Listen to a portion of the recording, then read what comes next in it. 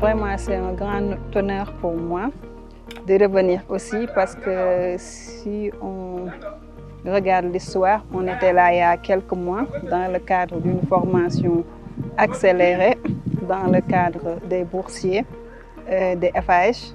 Et le Sénégal avait désigné 2 personnes et je fais partie de l'équipe qui a été choisie pour représenter mon pays. Et là aussi, je rends grâce à Dieu.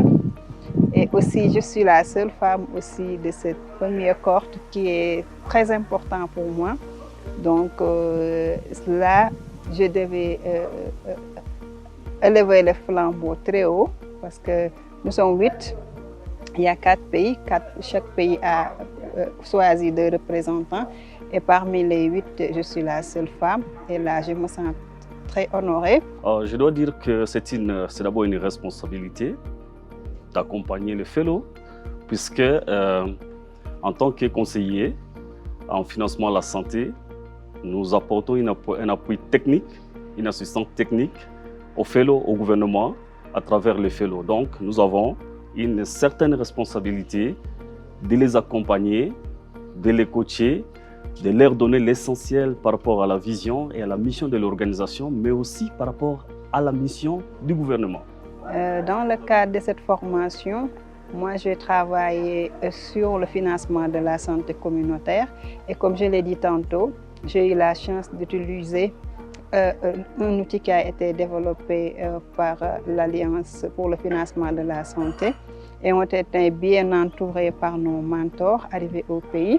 On a utilisé l'outil qui a été aussi bien digéré par le pays et porté par le plus haut niveau parce que ça a été validé par l'utilisation par le ministre et on a fait des activités nationales avec toutes les parties prenantes, que ce soit le gouvernement, les PTF, la société civile.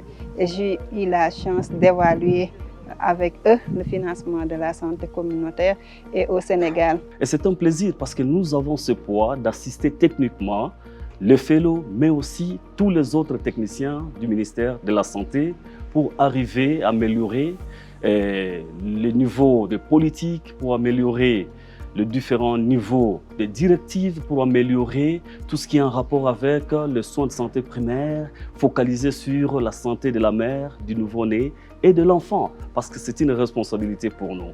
C'était donc un plaisir d'avoir accompagné le fellow et leur pouvoir un mentorat suffisant par rapport à la santé et à la politique de santé. À cet outil, on a notre cadre international par rapport au financement de la santé. Et ça ne s'arrête pas là. Après ça, on a pu élaborer un chronogramme d'activité, un plan d'action quinquennal qui dure 5 ans. C'est vrai que notre programme est fini, mais les activités vont se poursuivre et on a eu beaucoup de chance parce qu'il y a beaucoup de partenaires. Même l'État a pris les devants par rapport aux lacunes qu'on a eu à trouver à l'aide de cette évaluation. Il y a beaucoup de choses qui sont entreprises au niveau du pays.